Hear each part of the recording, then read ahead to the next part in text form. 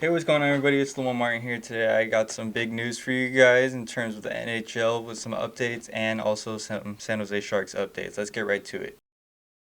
First, starting off with a big blockbuster trade that happened last week between Winnipeg and Columbus.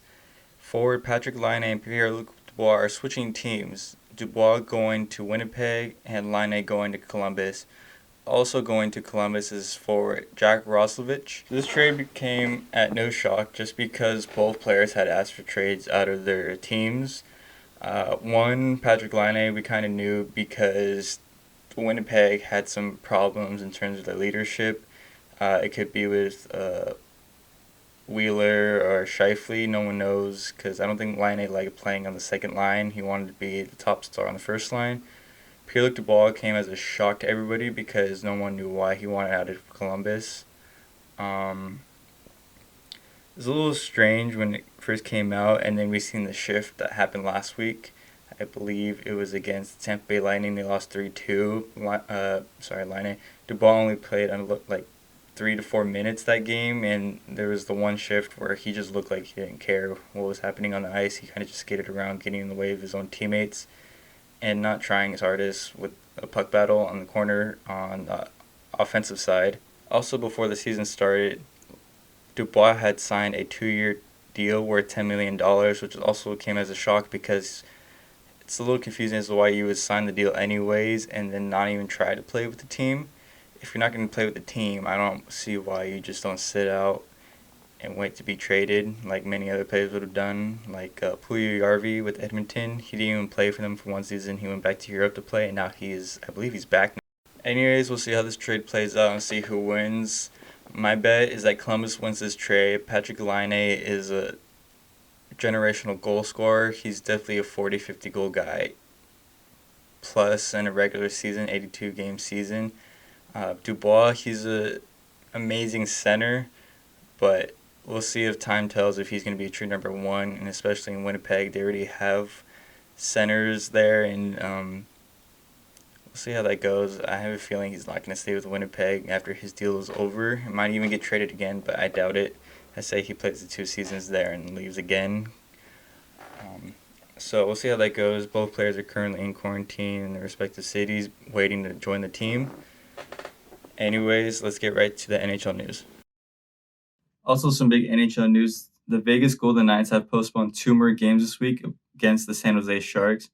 This comes as big news because they also postponed one of the games last week against St. Louis. Currently, 4 members of the Golden Knights, including 3 coaches, are in isolation for the protocol. Also, player areas and practice facilities have been closed for the time being until I guess those isolated coaches and one player possibly are done in quarantine and they get everything cleaned up. This also connects to AHL news because on January 30th, a game between the San Jose Barracuda and Henderson Silver Knights was postponed during the second intermission due to a lab result being positive for COVID-19 for one San Jose Barracuda player. The San Jose Barracuda have canceled the rest of their preseason, and currently all players are in isolation, and there's going to be no team activity for the time being. Honestly, it's a little confusing to me why they don't wait for the lab results before each game, why they don't do it the day before, and obviously do it the morning of. But I don't see why you don't start a game after knowing the results for everybody, because then you're starting a game not knowing whether a player is going to test positive or not, and if they do, then they've played a game already 2 periods in. Might as well just finish the third period. I mean, what's going to be the difference? Someone could have caught COVID already by then. I don't get it, honestly. Like, you should just wait to see who's positive and negative before a game before playing it, because then you're just putting everybody at risk, and then you have to cancel the whole preseason, which they did for the Barracuda, and then that just ruins it for the whole team. And lastly, some Sharks news. The team returned home on January 30th after staying 5 weeks away in Arizona and other cities during their away games. They also played 2 home games, I believe, which were going to be against the Golden Knights, but were just canceled due to COVID-19, which I just mentioned before. So they were able to return home also because the Santa Clara County had lifted their stay-at-home order, which also stopped the no sports ban, I guess you could call it, letting them come back home to see their families, which they definitely need. They need to hit the refresh button just because we have a 3-5-0 start. Before the Colorado series, we were just trading games, honestly, with a win and a loss with the teams that we were playing before, like the Wild, the Coyotes, St. Louis.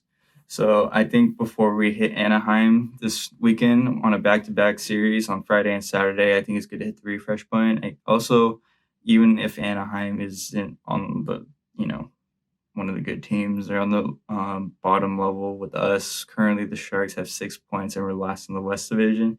So definitely we need to hit the refresh button, get some rest, spend time with their families after seeing them for 5 weeks. I think this is going to be good for them on the long run. We'll see where this goes. And honestly, if we start to lose, I don't mind tanking this season just because it's only 56 games. And I can see the second season starting at the end of the year, hopefully by October even. And we could get a good draft pick. I don't mind, honestly. Like maybe even trading a couple players. We'll see where it goes, especially with the Kraken joining, and see which player they'll take from us. And honestly, the Sharks goaltending has looked pretty good. It's just the defense that hasn't been able to help. And when the defense is there, then our offense just disappears. And anyways, that's it for today, guys. Thank you for watching. If you like, please leave a like. Also, leave a comment for any news that you want to hear, any types of videos you want to see from me.